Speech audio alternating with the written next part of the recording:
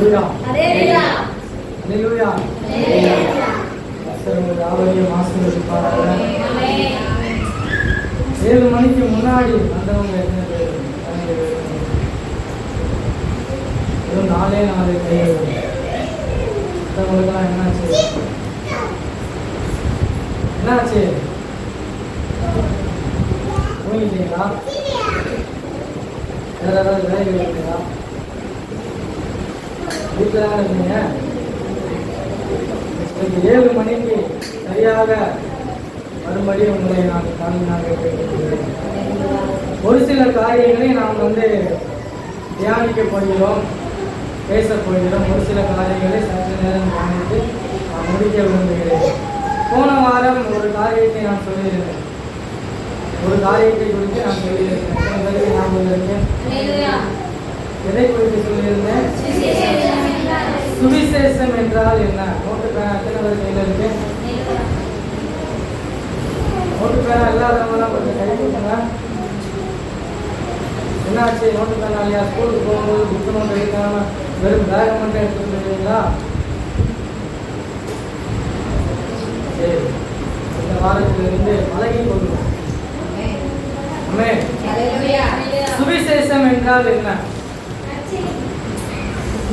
நற்செய்தி. சொல்லுங்க, சுவிசேஷம் என்றால் என்ன? தேவனை பற்றி மற்றவர்களிடம் சொல்லுவது. சொல்லுங்க, சுவிசேஷம் என்றால் என்ன? வீட்டிலிருந்தது ஒரு நற்செய்தி. அவ்வளவுதான். ஒரு ஆளுகிட்ட போய் நீங்க சுவிசேஷம் சொல்லுவீங்க. பாவமான மனிதனை பரிசுத்தமாக்குவது நற்செய்தி. வேற இவ்வளவுதானா? 4 வார்த்தை சொல்லுவீங்களா சுவிசேஷம்? ஒரு மனிதன் பாவத்திலிருந்து மனம் திரும்ப வேண்டும் என்றால் எவ்வாறு நான் சுவிசேஷம் அறிவிக்க வேண்டும்? எவ்வளவு நேரம் நான் பேசணும்? ஒரு மனுஷன் அவருடைய பாவத்தை கண்டித்து உணர்த்தணும். தன் பாவி என்று அவன் ஒத்துக்கொள்ள வேண்டும். பாவத்திலிருந்து விடுதலை பெற அவன் என்னென்னலாம் செய்யணும்னு தெரிஞ்சுக்கணும். இது எல்லாமே சுவிசேஷத்தின் கீழே வருங்களா? சரிங்களா? இப்போ சுவிசேஷம்னா நம்ம ஆளாளுக்கு ஒன்று சொல்லுவோம். நற்செய்தி, தேவனை பற்றி அறிவிக்கிறது, தேவனுடைய வார்த்தையை அறிவிக்கிறது. சுவிசேஷம்னா என்னன்னு இன்னைக்கு நம்ம தெளிவாக பார்க்க போறோம். அதுக்கு முன்னாடி சுவிசேஷம் நான் ஏன் அறிவிக்க வேண்டும்? அதற்கான ஒரு காரணம் தெரிந்ததை சொல்லுங்க. நான் ஏன் சுவிசேஷம் அறிவிக்கணும்?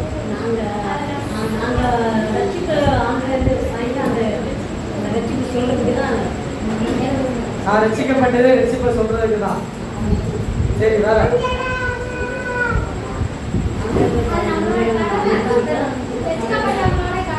கடமை. சுவிசேஷம் என் தலையில் விழுந்த கடமை. சரி, வேற நான் எதுக்கு சுவிசேஷம் அறிவிக்கணும்? இப்போ நான் எதுக்கு தினமும் 3 நேரம் சாப்பிடணும்னு கேட்டால் பல காரியங்கள் சொல்லுவீங்க. அதனால ஏன் 3 நேரம் சாப்பிடணும் அப்படின்னு கேட்டு நிறைய சொல்லலாம். நம்ம ஏன் சுவிசேஷம் அறிவிக்கணும்?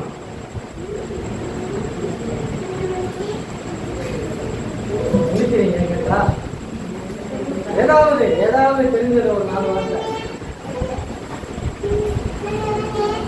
தேவனை அறியாத மனிதன் என்கிட்ட கேட்கிறாரு, ஏன்பா இப்படி வீடு வீடா தெருவா இப்படி இயேசுவை பத்தி சொல்றீங்கப்பா, ஏன்பா இப்படி சொல்றேன்னு என்கிட்ட கேட்டாதான் நான் என்ன பதில் சொல்லுவேன்?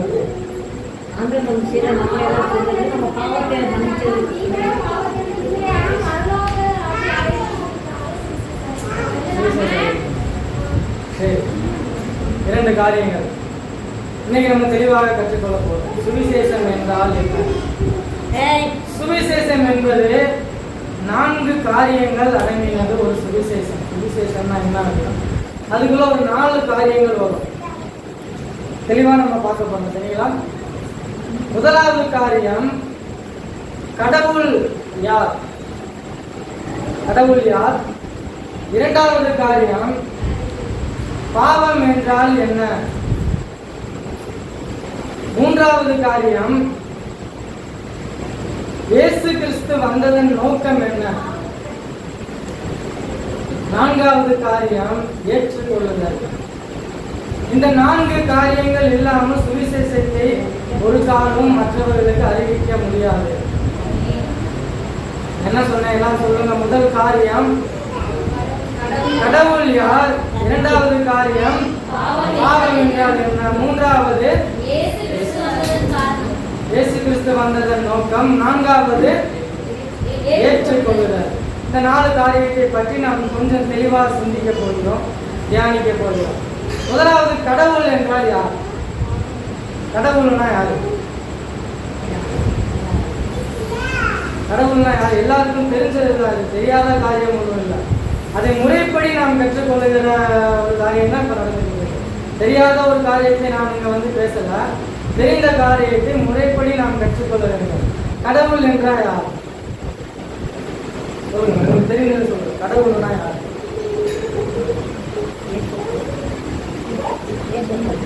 சொல்லுங்க. கடவுள்னா ஏசப்பா. சரி, வேற சொல்லுங்க, டக்கு டக்குன்னு சொல்லுங்க. கடவுள்னா யாரு? பிதா. சரி, வேற கடவுள்னா யாரு?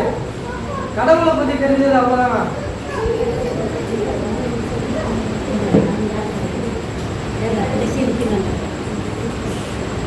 கடவுள்னா யாருக்கா? சொல்லுங்க. கடவுள்னா யாருக்கா?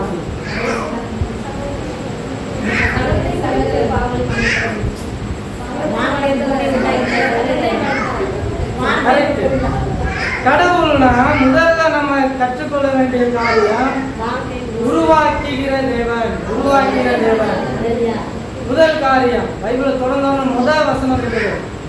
ஆதியிலே தேவன் வானத்தையும் பூமியும் சிருஷ்டித்தார். சிருஷ்டிப்பின் தேவன் தான் கடவுள். வானத்தை சிருஷ்டித்தவர் கடவுள், பூமியை சிருஷ்டித்தவர் கடவுள், மனிதனை உருவாக்கியவர் கடவுள், எல்லாவற்றையும் உருவாக்குகிறவர் தான் கடவுள். இப்போ கடவுளின் தன்மைகள் கேட்டா என்ன சொல்லுவான்? கடவுளை பத்தி, கடவுள் யாருப்பா அப்படின்னு கேட்டா அநேகம் கடவுள் உலகத்துல இருக்கலாம். ஆனா உண்மையான கடவுள் யார் அப்படின்னு நம்ம யாரை சொல்ல போறோம்? பிதாவோ, இயேசு கிறிஸ்துவோ, என்னை ரட்சித்தவரோ, அதெல்லாம் தாண்டி உருவாக்குகிற தேவன். அல்லேலூயா. அவர் தான் சகலத்தையும் உருவாக்குனவர். உருவாக்குனவர் தான் கடவுளா இருக்க முடியும். அப்படிதானே? வானத்தையும் பூமியும் உருவாக்காத ஒருத்தர் கடவுளா இருக்க முடியுமா? இதுதான் கேள்வி. முடியாதுல்ல. அப்ப உருவாக்கினவர் தான் கடவுள். கடவுளுடைய தன்மைகள் என்ன அப்படின்னு கேட்டா இதெல்லாம் நம்ம தியானிக்கணும். வானத்தை சிருஷ்டித்தார், பூமியை சிருஷ்டித்தார். இதெல்லாம் உருவாக்குவதற்கு முன்னாடி இருந்து கடவுள் இருக்கிறாரு. இதெல்லாம் நம்ம தியானிக்கிறோம். இப்போ கடவுள் யார் அப்படின்னு கேட்டா நமக்கு இப்போ ஒரு சில சிந்தனைகள் நமக்குள்ள இருக்கும். கடவுள் யாருன்னு கேட்டா நம்மளை உருவாக்கியவர், நம்மளை உண்டாக்கியவர், நம்மை பற்றி அறிந்தவர், சகலத்தையும் அறிந்தவர். அவருக்கு ஆரம்பமும் இல்லை, முடிவும் இல்லை. அல்லேலூயா. ஆரம்பமும் இல்லை, முடிவும் இல்லை அப்படின்னா அதை கொஞ்சம் இன்னும் நல்லா தியானிக்கலாம். இப்போ நம்ம வாழ்கிற இந்த வாழ்க்கையில ஒரு நேரம் இல்லாம நம்மளால வாழ முடியுமா? இப்போ ஒரு சிலர் பூமியில கேட்பாங்க, கடவுள் யார் அப்படின்னு நம்ம சொன்னோம்னா கடவுள் எப்படி உருவானாருன்னு கேட்பாங்க. கடவுள் எப்படி உருவானாருன்னு கேட்பாங்க. இந்த கேள்வி கரெக்டா? இந்த கேள்விக்கு பதில் இருக்கா? பதில் இருக்கா இல்லையா? பதில் இல்லையா? அது நம்மளுக்கு தெரியாதா? ரெண்டுக்கு தெரியும். இல்லைன்றதுக்கும் தெரியாதுன்றதுக்கு வித்தியாசம் இருக்குல்ல. பதில் இல்லையா? நம்மளுக்கு தெரியாதா?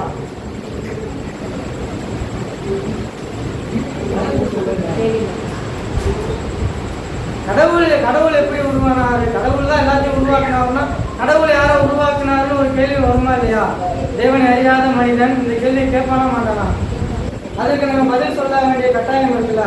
அதுக்கு நம்ம என்ன பதில் சொல்லுவோம்? கடவுளை யார் உருவாக்கினாரு? நான் கடந்த நாட்களில் கூட சொல்லியிருந்தேன் காரியத்தை பற்றி. நல்லா கவனிங்க. முதல்ல இந்த கேள்வியே தவறான ஒரு கேள்வி. கடவுளை யார் உருவாக்குனாருன்னு கேட்டா கேள்வியே முதல்ல தவறான கேள்வி. காரணம், அவருக்கு ஆரம்பமும் இல்லை, முடிவும் இல்லை. அதை எப்படி நம்ம தியானிக்கலாம்னு கேட்டா நமக்கு ஒரு நேரம் இருக்கு. அப்படிதானே? 1 மணி, 2 மணி, 3 மணி, இப்படி 24 மணி நேரம் இருக்கு. இந்த 24 மணி நேரத்தை தாண்டி நம்மளால ஏதாவது சிந்திக்க முடியுமா? ஏதாவது பண்ண முடியுமா? ஏதாவது ஒரு காரியம் இந்த நேரத்தை தாண்டி நேரத்துக்கு வெளியே போய் நம்மளால ஏதாவது ஒரு காரியம் சிந்திக்க முடியுமா? கொஞ்சம் சிந்திச்சு பாருங்களேன். நேரத்தை தாண்டி காலையில எந்திரிக்கிறது ஒரு நேரம், சாப்பிட்றது ஒரு நேரம், ஒரு வேலையை செய்கிறது ஒரு நேரம், எல்லாமே ஒரு நேரத்துக்குள்ளதான் இருக்கிறது தானே. மனுஷர்களாகிய நாம ஒரு நேரத்துக்குள்ள வாழ்றோம். ஒரு நேரத்துக்குள்ள, அந்த 24 மணி நேரத்துக்குள்ளதான் நம்முடைய வாழ்க்கை இருக்கு. இந்த 24 மணி நேரத்தை தாண்டி ஏதாவது ஒண்ணு பண்ண முடியுமா? காலையில ஸ்கூலுக்கு போறோம், 9 மணிக்கு ஸ்கூல் ஆரம்பிக்கும், 4 மணிக்கு ஸ்கூல் முடியும். அப்ப அந்த நேரத்துக்குள்ள என்ன இருக்கு? ஒரு ஆரம்பம் இருக்கு, ஒரு முடிவு இருக்கு. எந்த காரியத்தை நாம் இந்த உலகத்துல செஞ்சாலும் நாம வாழ்கிற வாழ்க்கையில ஒரு ஆரம்பம் இருக்கு, ஒரு முடிவு இருக்கு.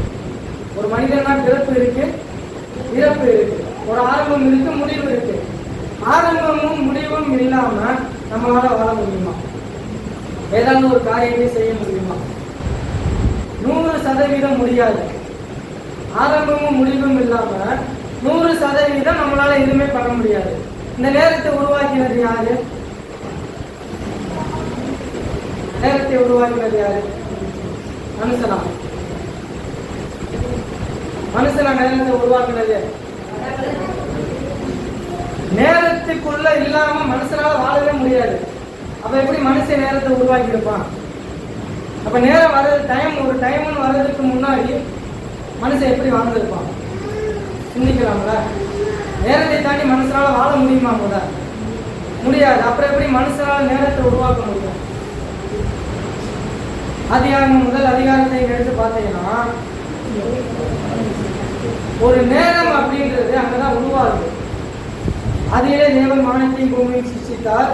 வெளிச்சம் உண்டாக கடவுள் என்றால், சூரியன் உண்டாக கடவுள் என்றால், இதெல்லாம் உண்டாக்கினதுக்கு அப்புறம் பகலும் இரவும் போய் முதல் நாள் ஆயிற்று. எங்க உருவானது நேரம்? ஆதியிலே வானத்தையும் பூமியும் தேவன் என்னைக்கு சிருஷ்டித்தாரோ அன்னைக்கு உருவானது இந்த நேரம். ஒரு பகல், ஒரு இரவு, ஒரு நாள், ஒரு வாரம், ஒரு மாதம், ஒரு வருடம், இது எல்லாமே எதுக்குள்ள இருக்கு? ஒரு நேரத்துக்குள்ள இருக்கு. அப்ப நேரத்தை உருவாக்குனது யாரு? கடவுள். சரிங்களா? நேரத்தை உருவாக்குனது தேவன். நேரத்தையே தேவன் தான் உருவாக்குனாரா அப்படின்னா அவருக்கு அந்த நேரம் இருக்கா? அவருக்கு அந்த நேரம் இருக்கா? கடவுளுக்கு ஆரம்பமும் முடிவும் இருக்கா?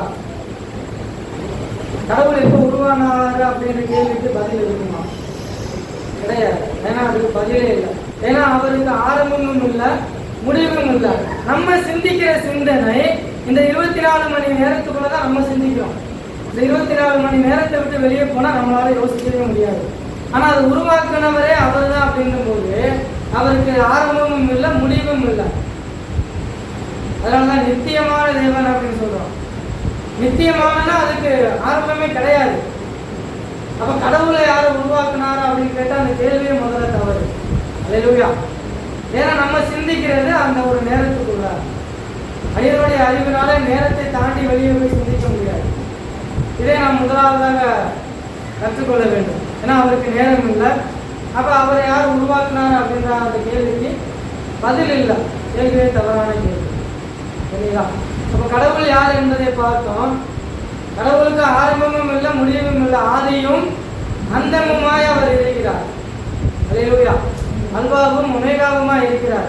எப்ப இருந்து எப்ப வரைக்கும் அப்படின்னு நம்ம சொல்லிட்டாலே அந்த நேரத்துக்குள்ள வந்துருது. இதுல இருந்து இது வரைக்கும் அப்படின்னு சொன்னாலே அது இதுக்குள்ள வந்துருது, நேரத்துக்குள்ள வந்துருது. இதுக்கு நேரத்துக்கு வெளியே தான் கடவுள் இருக்கார். அல்லேலூயா. கடவுளை பற்றி நம்ம முதலாவதா பார்த்தோம். புரிஞ்சதா எல்லாருக்கும்? கடவுள்னா யாரு? அவருடைய தன்மைகள் என்ன? கடவுள்ன்றது பிதா, தேவன், இயேசு கிறிஸ்து, அதெல்லாம் தாண்டி கடவுள்னா யாரு? பொதுவாக ஒரு மனிதன் கடவுள்னா யாருன்னு கேட்கிறாருன்னா உடனே நான் இயேசு கிறிஸ்து தான் கடவுள் அப்படின்றது கிடையாது. பிதா தான் கடவுள் அப்படின்றது கிடையாது. அவருடைய கடவுளுடைய தன்மைகளை நாம் சொல்ல வேண்டும். கடவுள்னா யாரு? உருவாக்குகிற தேவன் கடவுள். உருவாக்கின சிருஷ்டித்த தேவன் கடவுள். ஆதியும் அந்தமுமா இருக்கிறவர் கடவுள். அந்த கடவுள் யாருன்னு நம்ம சிந்திக்கும் போது நம்ம சப்ஜெக்டுக்குள்ள வரலாம். ஒரே கடவுள், நம்ம பிதாவாகிய தேவன், அவர் தான் நம்ம கடவுள்னு நம்ம சொல்லலாம். ஆனா கடவுள்னா யாருன்னு பொதுவான கேள்வி கேட்டா உடனே நம்ம பிதா தான் கடவுள்னு அதை நிரூபிக்கணும்ல. இயேசு கிறிஸ்து தான் கடவுள்னா அதை நிரூபிக்கணும்ல.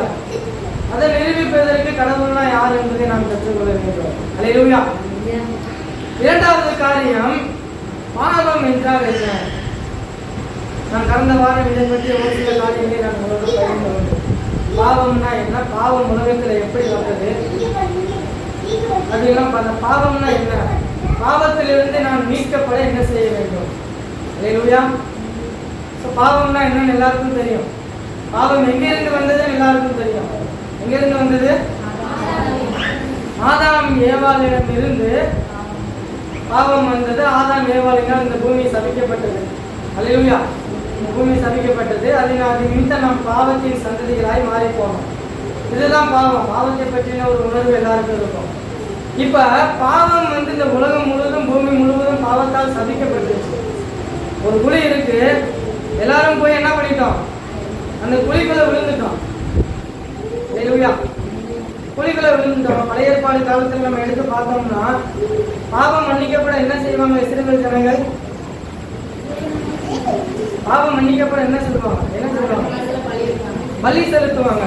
ஆடுகளை, மாடுகளை, பறவைகளை பலி செலுத்துவாங்க. பலி செலுத்துவதனால பாவம் மன்னிக்கப்பட்டதா பழைய ஏற்பாடுல? அப்ப எதுக்கு பலி செலுத்தினாங்க?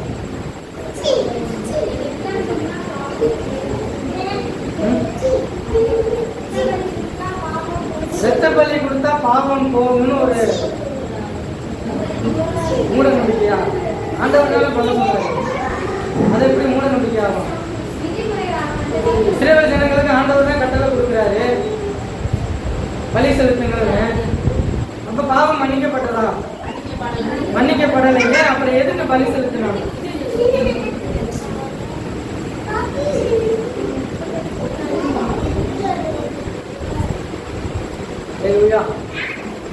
புதிய ஏற்பாட்டின் காலத்துல பாவம் மன்னிக்கப்பட்டதா? எப்படி மன்னிக்கப்பட்டது? இயேசு கிறிஸ்துவின் ரத்தத்தினால பாவம் மன்னிக்கப்பட்டதா? பழைய ஏற்பாட்டு காலத்துல மன்னிக்கப்படல. அப்ப என்ன பண்ணாங்க அந்த பாவத்தை? பழைய ஏற்பாட்டு ஜனங்கள், இஸ்ரவேல் ஜனங்கள் பாவத்துல தானே, அவங்களும் பாவத்துல தானே வாழ்ந்தாங்க. அவங்களுடைய பாவம் மன்னிக்கப்படுவதற்கு அவங்க என்ன பண்ணாங்க? தெரிந்து கொள்ள வேண்டிய காரியம் தானே. ஆண்டவர் தான் சொல்றாரு, நீங்க பலி செலுத்துங்க. ஆடுகளையும் மாடுகளையும் இவங்களாம் போய் பலி செலுத்தலாம். ஆண்டவர் தான் சொல்றாரு, உங்களை பரிசுத்தப்படுத்தி போகணும்னு ஆண்டவர் தான் சொல்றாரு. இப்ப என்ன பண்ணப்பட்டது அப்படின்னா, பழைய ஏற்பாட்டின் காலத்துல பாவம் மன்னிக்கப்படவில்லை, பாவம் மூடப்பட்டது. மூடப்பட்டதுன்னா தற்காலிகமாக மூடப்பட்டது. பாவம் செஞ்சுட்டேன், போய் ஒரு ஆடியோ மாடியோ பலி கொடுக்கிறேன், அது என்ன ஆயிடுச்சு? பாவம் என்ன ஆயிடுச்சு? மூடப்பட்டது. பாவம் தற்காலிகமாக மூடப்பட்டது. நிரந்தரமாக பாவம் என்ன பண்ற? மன்னிக்கப்படவில்லை. ஆனா புதிய ஏற்பாட்டின் காலத்துல பவுல் ஒரு காரியத்தை சொல்றாரு. ரோமர் நிறுவனத்துல பவுல் ஒரு காரியத்தை சொல்றாரு. ஆட்டுக்கடாக்களின் ரத்தம் பாவங்களை நிவர்த்தியாக்க கூடுமோ அப்படின்னு பவுல் கேட்கிறார். மோசேயுடைய நியாயப்பிரமாணத்தின் பிரதான கட்டளைகள்ல ஒண்ணு பலி செலுத்தணும். ஆண்டவருக்கு பலி செலுத்தணும் ஒரு பிரதான ஒரு காரியமா இருந்தது. புதிய ஏற்பாட்டின் காலத்துல பவுல் சொல்றாரு, ஆட்டுக்கடாக்களின் ரத்தம் பாவத்தை நிவர்த்தியாக்க கூடுமோ அப்படின்னா அங்க பாவம் மன்னிக்கப்படல, பாவம் தற்காலிகமாக மூடப்பட்டது. எங்க பாவம் மன்னிக்கப்பட்டதுன்னா, குற்றமில்லாத பரிசுத்த ரத்தம் எங்க சிந்தப்பட்டதோ அங்கதான் பாவம் மன்னிக்கப்பட்டது.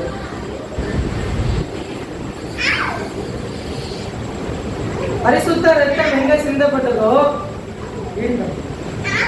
அங்கதான் பாவம் மன்னிக்கப்பட்டது.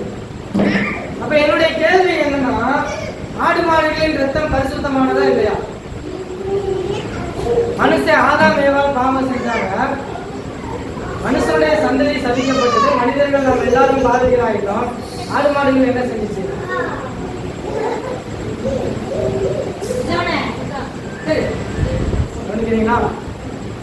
ஆடு மாடுகள் என்ன செஞ்சிச்சு?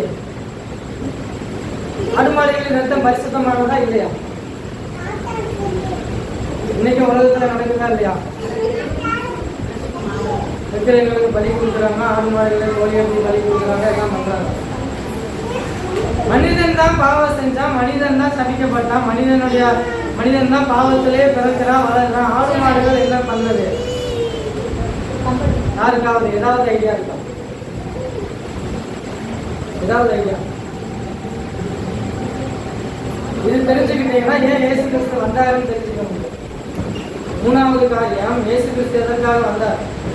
ஆடு மாடுகள் ரத்தம் பரிசுத்தமானதா இல்லையான்னு தெரிஞ்சுக்கிட்டோம்னா இயேசு கிறிஸ்து வர வேண்டிய காரணம் என்னன்னு நம்மளால தெரிஞ்சுக்க முடியும். ஏதாவது ஐடியா யாருக்காவது?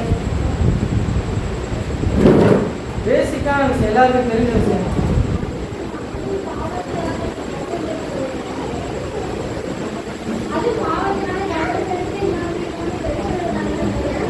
நம்ம ஊர்ல ஒன்று பண்ணுவாங்க, ஏதாவது வேப்ப மரம் இருந்துச்சுன்னா என்ன பண்ணுவாங்க, வேப்ப மரத்துக்கு ஒரு சேலையை கட்டி குங்குமம் வச்சு அது ஒரு சாமி ஆக்கிடுவாங்க. சாமி ஆகுமா? வேப்ப மரம் என்ன பண்ணுச்சு? நல்லா கவனிங்க. மனிதன் பாவம் செய்கிறான், ஆதாம் பாவம் செய்கிறான், எவ்வளவு பாவம் செய்கிறாங்க. ஆண்டவர் என்ன பண்றாரு? முதல் காரியம் என்ன பண்றாரு ஆண்டவர்? ஏதேன் தோட்டத்தை விட்டு என்ன பண்றாரு? வெளியே அனுப்புறாரு. ஏதேன் தோட்டத்தை விட்டு வெளியே அனுப்பிச்சிட்டு பூமிக்கு அனுப்பிச்சிட்டாரு. நல்லா கவனிங்க. ஏதேன் தோட்டம் பூமி, பூமிக்குள்ள ஆண்டவர் அனுப்பிச்சிட்டாரு. பூமிக்குள்ள அனுப்பிச்சிட்டு என்ன சொல்றாரு? உன் நிமித்தம் ஆண்டவர் ஆதாம் ஏவாளை மட்டுமா சபிச்சாரு? மொத்த பூமியுமே ஆண்டவர் சபிச்சிட்டாரு. அல்லேலூயா. மொத்த பூமியுமே ஆதாம் ஏவாள் நிமித்தமாக சபிக்கப்பட்டது. இந்த பூமியில் இருக்கிற ஆடும் சபிக்கப்பட்டது, மாடும் சபிக்கப்பட்டது, கோழியும் சபிக்கப்பட்டது, வேப்ப மரமும் சபிக்கப்பட்டது, எல்லாமே சபிக்கப்பட்டது. ஆடு மாடே சபிக்கப்பட்டது. அதோட இரத்தம் என்ன எப்படி பரிசுத்தமாகும்? புரியுதா? எல்லாமே சபிக்கப்பட்டது. இந்த பூமியில கோயிலுக்கு போய் தேங்காய் உடைப்பாங்க, நேர்த்திக்கடை எடுத்துட்டு 1000 தேங்காய் உடைப்பாங்க. அந்த தேங்காயே சபிக்கப்பட்டது. கரெக்டா இல்லையா? பூமியில இருக்கிற எல்லாமே சபிக்கப்பட்டது. அப்படின்னா இந்த பூமியில் இருக்கிற ஏதாவது ஒரு காரியத்தால என்னால பரிசுத்தமாக முடியுமா? முடியாது. எல்லாமே ஒரு குழிக்குள்ள விழுந்துருச்சு. மொத்த பூமி என்ன ஆயிடுச்சு? குழிக்குள்ள கிடக்கு. இப்ப இந்த பூமி குழிக்குள்ள இருக்கிற என்ன தூக்கி வெளியே எடுக்கணும். ஆடு மாடு எங்கதான் இருக்கு? என் கூட தான் குழிக்குள்ள இருக்கு. செடி கொடிகள் மரங்கள் எல்லாமே என் கூட தான் இருக்கு. குழிக்குள்ள இருக்கிற ஒரு ஆளால குழிக்குள்ள ஒரு ஆளு மேல தூக்கி விட முடியுமா? புரியுதா நான் சொல்றது? அப்ப வெளியே இருந்து ஒரு ஆள் வரணும். வெளியே இருந்து வர்றதுக்கு யாரு? மொத்த பூமியுமே உள்ள கிடக்கு. அல்லேலூயா. அப்ப பரிசுத்தமான ஒரு ரத்தம் என்னுடைய பாவத்தை மன்னிப்பதற்கு தேவைப்படுது. அல்லேலூயா. அதனாலதான் இயேசு கிறிஸ்து வந்ததன் நோக்கம் என்ன? பாவத்திலிருந்து என்னை மன்னிப்பதற்காக இயேசு கிறிஸ்து வந்தார். இதுதான் சிம்பிள் விஷயம் தான். ஆனா பாவத்திலிருந்து மன்னிப்பதற்கு இயேசு கிறிஸ்து வந்தால் மட்டும்தான் என் பாவம் மன்னிக்கப்படுமான்னு கேட்டா அதுதான் உண்மை. ஏன்னா வேற எதுனாலையும் என் பாவத்தை மன்னிக்க முடியாது. அப்புறம் ஏன் பழைய ஏற்பாட்டு காலத்துல பலி செலுத்தினாங்க அப்படின்னு ஒரு கேள்வி வரும். பழைய ஏற்பாட்டின் காலத்துல பாவம் மூடப்பட்டதை தவிர மன்னிக்கப்படவில்லை. இயேசு கிறிஸ்து சிந்தின ரத்தம் புதிய ஏற்பாட்டின் காலத்தில் வாழ்ந்த மக்களுக்கோ அதுக்கப்புறம் வாழ்ந்து கொண்டிருக்கிற நம்மளுக்கோ மட்டுமல்ல, பழைய ஏற்பாட்டின் காலத்தில் வாழ்ந்து இருக்க மக்களுக்கு சேர்த்துதான் இயேசு கிறிஸ்து என்ன பண்ணாரு? ரத்தத்தை சிந்திருக்கிறார். அல்லேலூயா.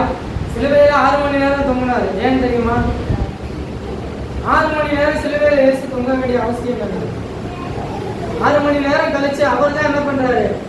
பிதாவே என்னுடைய ஆவியினுடைய கரங்களிலே நான் ஒப்புக் கொடுக்கிறாரு. தன்னுடைய ஆவியை பிதாவினுடைய ஒப்புக் கொடுக்கிற அதிகாரம் அவர்கிட்ட இருந்தது. அப்படின்னா இயேசு கிறிஸ்துவினுடைய ஆவியை பிதாவினிடத்தில் ஒப்புக் கொடுக்கக்கூடிய அதிகாரம் கிறிஸ்துவுக்கிட்ட தான் இருந்தது. அவர் நினைச்சிருந்தா 1ஆம் மணி நேரத்திலே கொடுத்திருக்க முடியும், அல்லது 2ஆம் மணி நேரத்தில் கொடுத்திருக்க முடியும். ஏன் 6 மணி நேரம் சிலுவையில தொங்க வேண்டிய காரணம் என்ன? நம்ம பின்னாடி நாம தியானிக்கலாம். அது ஒரு கேள்வி. 6 மணி நேரம் கிறிஸ்து சிலுவையில தொங்கினதன் காரணம் என்ன? உங்களுக்கு தெரிஞ்சதே நீங்கள் சிந்தித்து அதற்கான பதிலை என்ன சொல்லுங்க, அடுத்த வாரம் சொல்லுங்க. சரிங்களா? இப்போ சுவிசேஷம் என்றால் என்ன அப்படின்னு நம்ம தலைப்பின் நம்ம பார்த்தோம். முதலாவது கடவுள் யார், அவருடைய தன்மைகள் என்ன அப்படின்னு பார்த்தோம். பாவம்னா என்னன்னு பார்த்தோம். அந்த பாவத்தை ஏன் இயேசு கிறிஸ்து வந்தார் அப்படின்னா, என்னுடைய பாவத்தை மன்னிப்பதற்கு இயேசு கிறிஸ்து வந்தார். இயேசு கிறிஸ்து மட்டும்தான் வந்து என் பாவத்தை மன்னிக்க முடியுமா அப்படின்னு அதற்கான விளக்கத்தை நம்ம பார்த்தோம். 4வது காரியம் என்னது? ஏற்றுக்கொள்ளுதல். ஏற்றுக்கொள்ளுதல் ஏற்றுக்கொள்ளுதல் என்ன அப்படின்னா, ஒருத்தருக்கு நீங்க சுவிசேஷம் சொல்றீங்க, கடவுள்னா யாருன்னு சொல்லிட்டீங்க, பாவம்னா என்னன்னு சொல்லிட்டீங்க, இயேசு கிறிஸ்துனா யாரோ, அவர் ஏன் வந்தான்னு சொல்லிட்டீங்க. இதுக்கப்புறம் அவர் பண்ண வேண்டிய வேலை என்ன? கிறிஸ்துவை தன் சொந்த ரட்சகராக ஏற்றுக்கொள்ள வேண்டும். ஏற்றுக்கொள்ளணும்னா அதுக்கு 2 காரியங்கள் இருக்கு. முதல் காரியம், நாம் முதலாவது என்னுடைய பாவங்களை ஒப்புக்கொள்ள வேண்டும். பாவங்களை ஒப்புக்கொள்ள வேண்டும். 2வது, அவர்தான் என்னுடைய பாவத்திற்காக மரித்த தெய்வம் என்பதை நான் நம்ப வேண்டும். இது 2ம் பண்ணாம அவரை என் சொந்த ரட்சகராக நான் ஏற்றுக்கொள்ள முடியாது. முதலாவது, நான் என்னுடைய ஒப்புக்கொள்ள வேண்டும். என்னுடைய பாவத்தை நான் பாவின்ற ஒரு ஒத்துக்கொள்ளக்கூடிய ஒரு மனநிலை எனக்கு வரணும். நான் பாவி தான், என்னுடைய பாவத்திற்காக மரித்தவர் அந்த தெய்வம் தான் அப்படின்னு அந்த நம்பிக்கை கொள்ளக்கூடிய ஒரு மனம் வர வேண்டும்.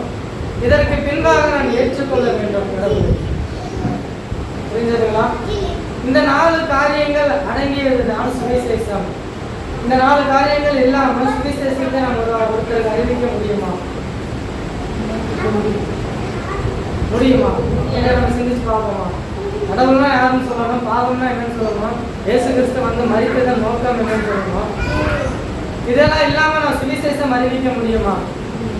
முடியாது. அந்த சுவிசேஷம் என்றால் என்ன அப்படின்னு பார்த்தோம்னா இந்த 4 காரியங்கள். அல்லேலூயா, அல்லேலூயா. இதை 4 தெரிஞ்சுதான் நம்மளும் என்ன பண்ணியிருப்போம்? கடவுளை ஏற்றுக்கொண்டிருப்போம். அல்லேலூயா. ஸோ இப்போ கிறிஸ்து என்ன சொல்றாரு அப்படின்னு பார்த்தோம்னா, மத்தேயு எழுதின சுவிசேஷம் 28வது அதிகாரத்தை நாம் எல்லாரும் எடுத்துக்கொள்ளலாம்.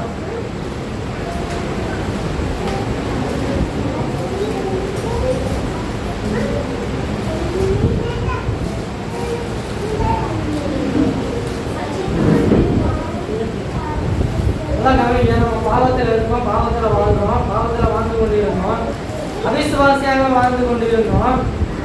யாரோ ஒருவர் எனக்கு சுவிசேஷத்தை எடுத்து சொன்னாங்க. நம்ம என்ன பண்ணிட்டோம்? விசுவாசியாக மாறிட்டோம். விசுவாசியாக மாறி நாம் பாவம் செய்யாம வாழ்றோமான்னு இல்லையான்னு சொல்லிட்டு போன வாரம் உங்களோடு சொன்னேன். ஞாபகம் இருக்கா? விசுவாசியா மாறினதுக்கு அப்புறமா நம்ம எப்படிதான் இருக்கோம்? பாவம் செஞ்சுக்கிட்டு தான் இருக்கோம். அது ஏன்னு சொல்லிட்டு நான் போன வாரம் சொன்னேன். ஞாபகம் இருக்கா எல்லாருக்கும்? ஏன்னா பாவம் என்பது ஜென்மஸ் பாவம். இயேசு கிறிஸ்துவின் வாழ்க்கையில் வந்த பிறகு பாவம் என்னை விட்டு முழுவதுமா போகும், நான் முழுவதும் பரிசுத்தமா வாழ்வேன்னு கேட்டால் 100% என்னால் பரிசுத்தமா வாழ முடியாது. ஏன்னா பாவம் என்பது மரண வரையிலும் என் கூடவே தான் இருக்கும். அதற்கு மாறாக ஆவிக்குரிய வாழ்க்கையில் நான் எவ்வாறு வளருகிறேனோ அந்த அளவுக்கு பாவத்திற்கும் எனக்கும் இடையிலான உறவுக்கான அந்த டிஸ்டன்ஸ் வந்து பெருசாகும். இது நான் போன வாரம் உங்களோட சொன்னேன்.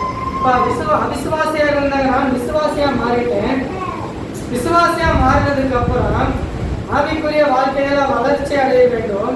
அதற்கு பின்பாக நாம் என்ன செய்ய வேண்டும் என்று இயேசு கிறிஸ்து சொல்றார். மத்தேயு எழுதின சுவிசேஷம் 28வது அதிகாரம் 19-20 வசனங்களை நாம் வாசிச்சோம் அப்படின்னா நம்மளுக்கு புரியும். ஆகையால் நீங்கள் புறப்பட்டு போய் சகல ஜாதிகளையும் சீசராக்கி பிதா குமாரன் பரிசுத்த ஆவியின் நாமத்தினால் அவர்களுக்கு ஞானஸ்தானம் கொடுத்து நான் உங்களுக்கு கட்டளையிட்ட யாவையும் அவர்கள் கை கொள்ளும்படிக்கு அவர்களுக்கு உபதேசம் பண்ணுங்கள். இந்த உலகத்தின் முடிவு பரியந்தம் சகல நாட்களிலும் நான் உங்களோடு இருக்கிறேன். இந்த கிறிஸ்து 4 காரியங்கள் சொல்றாரு. விசுவாசியான நான் என்ன செய்ய வேணும்? விசுவாசி என்ற ஸ்தானத்திலிருந்து சீசனாக மாறணும். முதலாவது அல்லேலூயா. விசுவாசியா இருக்கிற வரைக்கும் நான் பாவியா தான் இருப்பேன். விசுவாசியா மாறி சீசனாக நான் மாறணும். அல்லேலூயா. சீசனாக நான் மாறணும்னா ஆவிக்குரிய வாழ்க்கையில நான் வளர்ச்சி அடையணும். தேவனை பற்றி அதிகமாக கற்றுக்கொள்ள வேண்டும். தேவனுடைய வசனங்களை அதிகமாக தியானிக்க வேண்டும். அப்பதான் நான் என்ன பண்ண முடியும்? சீசனாக மாற முடியும். விசுவாசியிலிருந்து நான் என்ன பண்ணணும்? முதலாவது சீசனா மாறணும்.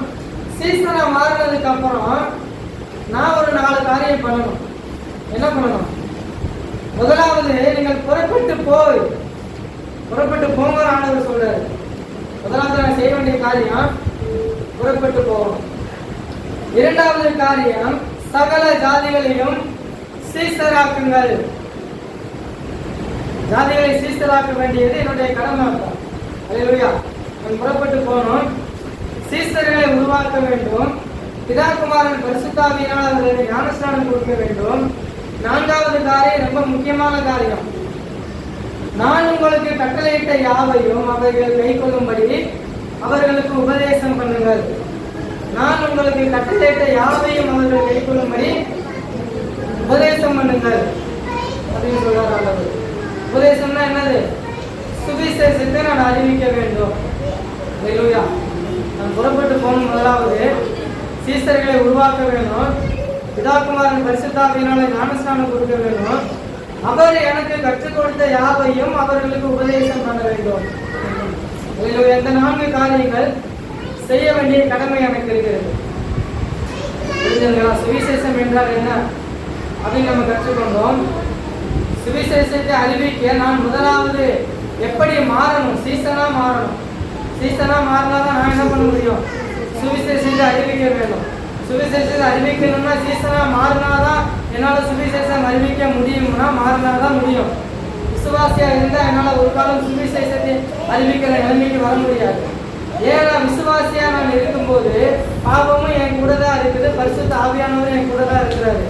நான் பாவத்தை செய்கிற வழியில போறேன்னா, பரிசுத்த ஆவியானவர் காட்டுகிற வழியில போறேன்னா, அப்படின்ற இடத்துல நான் எடுக்கிற அந்த முடிவு தான் என் சீசனாக மாற்றும்.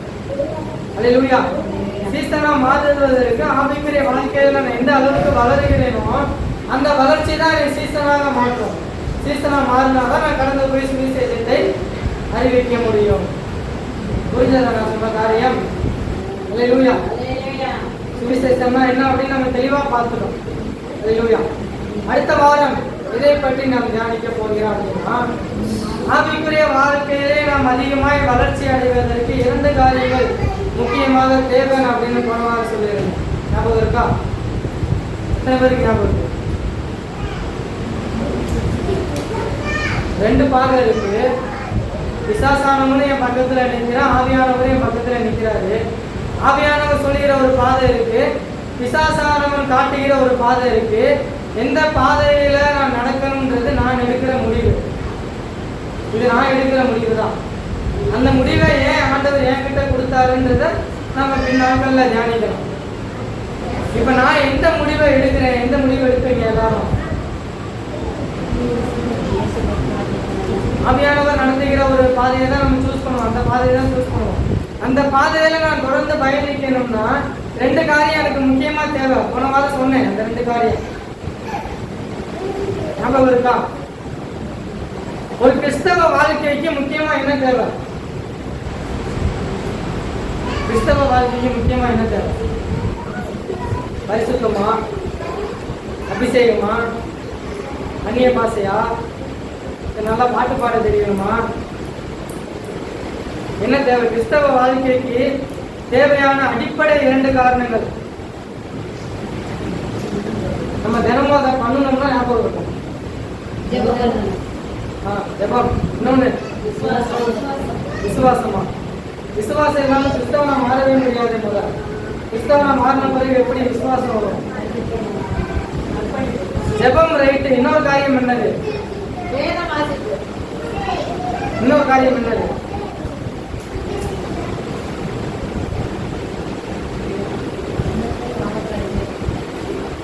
அவங்களை அறிக்கை செஞ்சுதானே கிறிஸ்தவனாக மாறிக்கணும். இப்ப நான் கிறிஸ்தவனா மாறிட்டேன், ஆவியானவர் நடக்கிற ஒரு பாதையை நான் சூஸ் பண்ணிட்டேன், இந்த பாதையில தான் நடக்கணும்னு முடிவு பண்ணிட்டேன். இதுல நடக்கிறதுக்கு எனக்கு 2 காரியம் தேவை.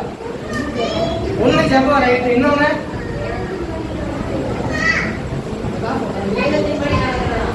வேதத்தின் படி நடக்கணுமா? போன வாரம் தான் சொன்னேன்.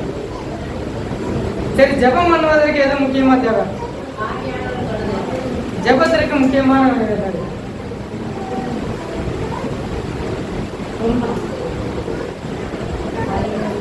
ஜெபத்திற்கு முக்கியமானது என்னது? கொஞ்ச நேரத்துக்கு முன்னாடி தான் சொன்னாங்க.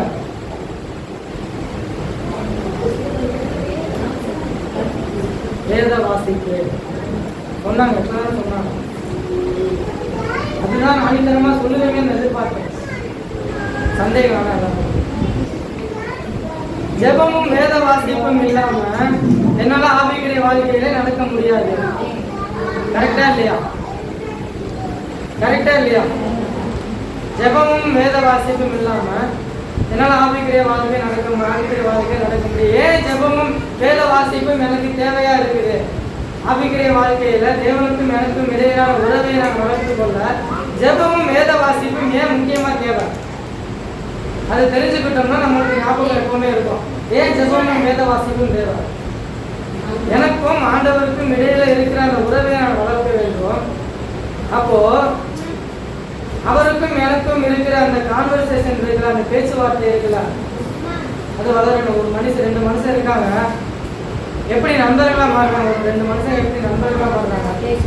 நல்லா பேசி பழகுறாங்க, ஒருத்தரை பற்றி ஒருத்தர் புரிஞ்சு கொள்றாங்க, அது என்ன இருக்காங்க? நண்பர்களா மாறிடுறாங்க. ஜெபமும் வேத வாசிப்பும் இங்க எப்படி நடக்குது அப்படின்னா, நான் ஜெபிக்கும் போது என்ன பண்றேன்?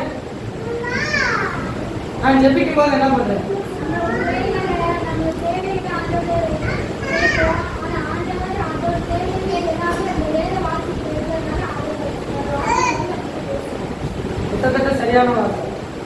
ஜெபிக்கும் போது நான் ஆண்டவரோடு பேசுறேன், வேதத்தை வாசிக்கும் போது அவர் என்னோட பேசுகிறார். இருவருக்கும் இடையிலான அந்த பேச்சுவார்த்தை உருவாகுது. பேச்சுவார்த்தை உருவாகி அவரை பற்றி நான் புரிந்து கொள்கிறேன். அப்படிதானே? அவர் என்னோட பேசுறாரு, நான் அவரோட பேசுகிறேன். 2 விஷயம் சிம்பிள். இவ்வளவுதான். நான் ஜெபம் பண்ணும்போது நான் யார்கிட்ட பேசுறேன்?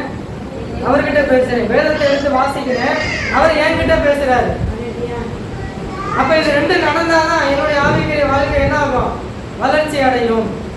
இது 2 இல்லாம ஆவிக்குரிய வாழ்க்கையில நான் ஒருபோதும் வளர முடியாது. கிறிஸ்தவ வாழ்க்கைக்கு அடிப்படையான முதல் காரணம் ஜெபமும் வேத வாசிப்பும்.